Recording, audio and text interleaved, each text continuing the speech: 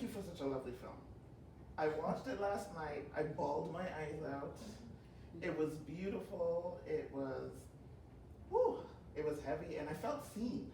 I felt seen as a Black woman. I felt seen as a mother, and I know a whole bunch of other women will feel seen when they watch this. It's so well done, so beautifully done. So thank you so much for that, Karen. I will start with you, Karen. So the opening of the movie, I noticed that it's not dialogue heavy. I would say the first 10 minutes or so. It reflects a lot of the past life lived, and also what was going on within the family life at the time. So what was your reason for doing that creative direction at the beginning? I'm curious in the ways that we occupy space, you know, and we move through the world. Sometimes you go to work and you don't speak. Some days you wake up and you leave your house and you're not hugged. No one touches you. And so we live so much of our life in silences. And I was just curious as to what that would look like if we could try to emulate that. So for the script, for the first 20 pages, there are no words. We're just observing. And we're seeing someone who is uncomfortable in themselves, who's holding on to rage and clearly hurt, who's holding, like mothers hold so many things at the same time, you know, that are contradictory, like holding on to hurt but then taking care of others. And so what does that look like? And we don't need dialogue, we could just see it. And so I just wanted us to be able to relate to that, and I wanted us to observe this person going through their monotonous lives while holding on to something heavy. Yeah, it was felt, it was captured. I will direct this question to you, Zahra. Yeah. I loved the relationship between Tanika and Jamarian. And what I loved even more, I mean, it's obvious they liked each other, of course, right? But what I really loved was the fact that everything came together, the support, the safe space, with the inclusion of braiding his hair, like being in such an intimate space with him, right? So how did you feel about their friendship? What about their friendship were you able to take with you and put into your character? Great question. Wonderful chemistry. Yeah, I mean, yeah. We do.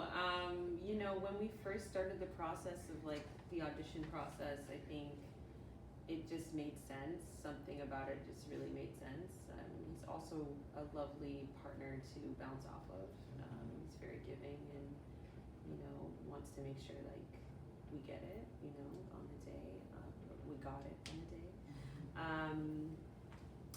That's a really great question. You kind of have me stumped. Yes, that's what I do. I love that. What have I taken with the relief? Okay, I would say, just like the openness of, like the chemistry that we had and the bounce back that we had, back and forth that we had, just it reminded me as an actor to like, just always remain open and willing to try things. Yeah, and I think within that space is like, that's like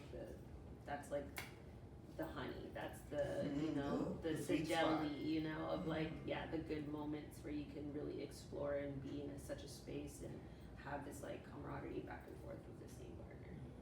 Yeah. You guys hit it. You hit it. Thank you. Miss Oluniké, coming to you now. Such a powerful and beautiful performance. Thank you. So beautiful. We are so immersed in your character's grief.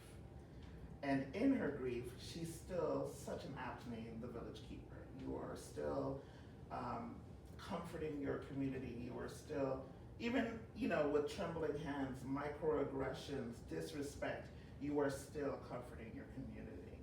So I wanted to know at what point, because until she found grace, a little bit of grace, is when she started to live again. So for you, personally, do you give yourself grace as much as you need it as a Black woman and as a mother as well? And again, how did you bring that part of yourself into your role? Ooh. That's wonderful. A wonderful question. Because I feel like me and Beverly Jean kind of had parallels. You know, I have pockets of my life that I've been selfish with myself and making sure that I got what I deserve, which is why I became an artist in the first place. I was gonna go for it at all costs, and that I had to put myself first in order to do that, right? But I have pockets of myself where it was all about taking care of my own daughter, especially when it came to education. It was very important that she went to the best schools, and you know, that I was that foundation for her brilliance. Yeah. So it was always a back and forth, right? It's who's going to win at what time. But then there came times in my life, I would say even like a year ago, or even maybe even 2 years ago, I was pouring into others and there was no reciprocity. And I started to notice that, especially when it came to aging parents. It's like I was so upset because no one tells you how to take care of that or how to handle what that is. So I found myself going back into not caring for myself, and I was being depleted, and I was just really angry. And it just so happens that we started to film during that time. So was it cathartic for you? Hugely, because I was so angry, and so set was my safe place, because then now I was able to not only just be away from my reality, but to put it into a character. It was somewhere to like dump what was going on with me. And the ride that I took with Beverly Jean is she showed me that you have to remember to put yourself first. And so as I was experiencing that, going to Caravana, we experienced Caravana for the first time together. Me and the character experienced that for the first time together. And not very long after finishing our filming, I took a sabbatical and I was gone from the country for like 9 months. And I just traveled because I really needed to get back to being selfish with myself and my experiences and my self-care. It was perfect because I just came back like literally a week ago for TIFF. Right? So you use sometimes characters to practice what you need to practice. I've learned from the characters more than anything. That's phenomenal. Helps you to grow as an actor. It's an awareness thing. Like, oh, right. That's why I always say God picks my roles, and that's very. Love that. Yeah. Love that. We are going to talk about Caravana because you touched on that. Yeah. Definitely. And I thought that was so amazing and so important because of what Caravana is about, and the fact that Beverly Jean was trying to find herself, and it kind of encapsulates what Caravana is, right? It comes back to that. So why was it important for our culture to be on display like that? Anybody can chime in if they'd like. Why was it important for you, for your characters to be immersed in our culture in that way? Carnival is such a powerful tool of freeness, of self-expression, of especially here in this country, where we show up. You know, a lot of the times when we hide ourselves, you know, we keep a part of ourselves away, or your culture away, and then you show up to assimilate, to fit in. And so the idea of dancing down a street where cars normally go, it disrupts the natural order of things, and just the spirit of Carnival itself and what it means in the Caribbean, the importance of taking up space, the importance of free up, you know, and I've always known that I wanted to try to encapsulate that somehow. So the perfect opportunity is this mom who's never done it, literally. Yeah, Quite literally. Yeah. And so watching that transformation just feels incredibly cinematic and honest and true. And Yeah, so I'm it's excited to get the chance to do it. Yeah. Yeah, and I was nervous the whole time leading up to it. Even going in with like, the sweater wrapped around me. Oh my And goodness. then it was eventually a free up. And just writing it Yes, you were myself. having a time. I mean, it led me, Oluniké, Yeah. to do another carnival in Jamaica. Did you? Okay. See Yeah, that? I did Jamaica Carnival. That I was is like, let's great. go. Yeah, but I would have never done that before. So now I was you're always a becoming spectator. carnival maven. Yeah. You're gonna jump some carnivals along the way. I don't know as if you I'm go. gonna go to a bunch of carnivals. It just seems like a lot because it was a lot. Yeah. But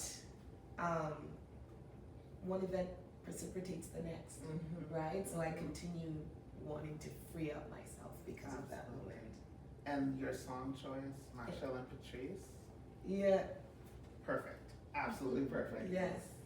My last question, without saying too much about Village Keeper, it talks about generational traumas as well. So there was the discussion of therapy, there was the discussion of abuse, there was the discussion of actually just the communication between your mom and yourself. Beverly Jean and her mom was absolutely amazing. So for our culture, we already know those things are taboo. So, you can't do therapy. Something's not wrong with you. Nothing is this. It's So the devil. it's the devil, right? I mean, there Play it are so out. many analogies, right? Yeah. So how do you feel the Caribbean community, particularly the elders, because I feel like maybe our generation and before would understand how therapy can help you heal.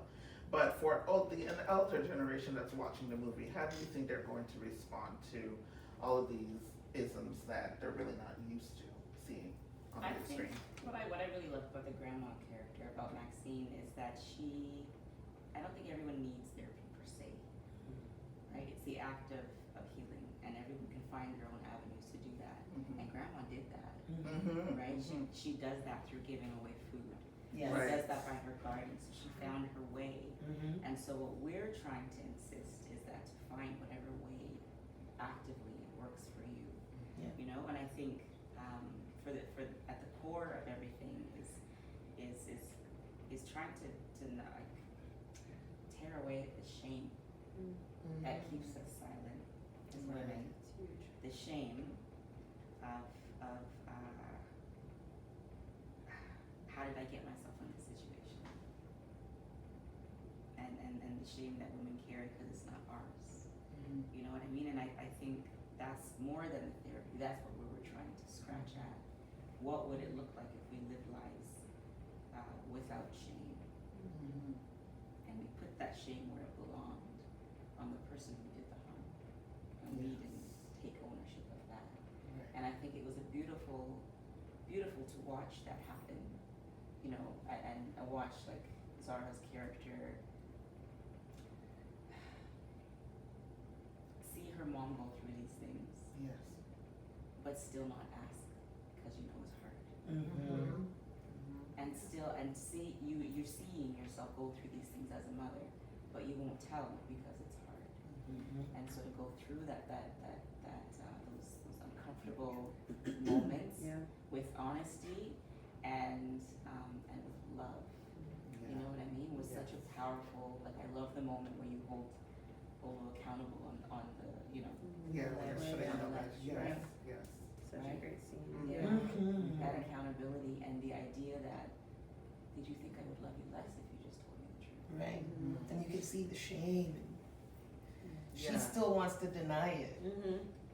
Yeah. Like, it, Yeah. I've lived so through that with layered. my own mom, and I'm like, Yeah. hey, this is what's up. I see it. And she's just like, what do you mean you see what? Right. And I'm like, really? Are we gonna do this? Really? Mhm. I don't know what you're talking about. I'm like, Yes. wow. So I try to bring some of that in of what my mom does. Yeah.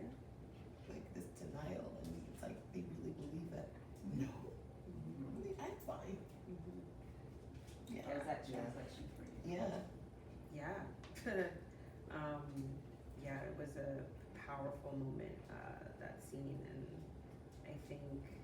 shame is such a thing that it's so heavy and it's so layered,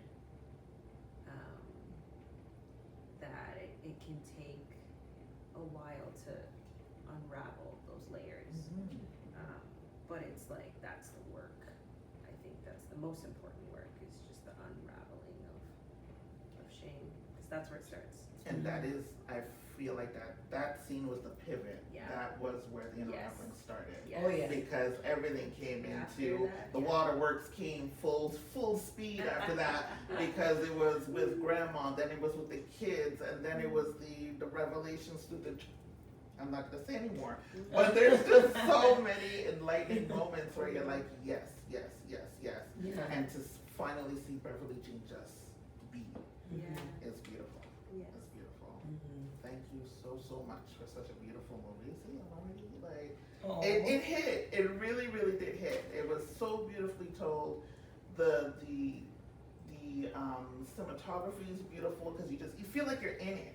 Yeah. You feel like you're going through the vibes, and you're actually feeling everything. So it was so beautiful. So thank you so much, Karen. I appreciate it, and thank you guys for your wonderful talents in the film as well. Thank you. And cut.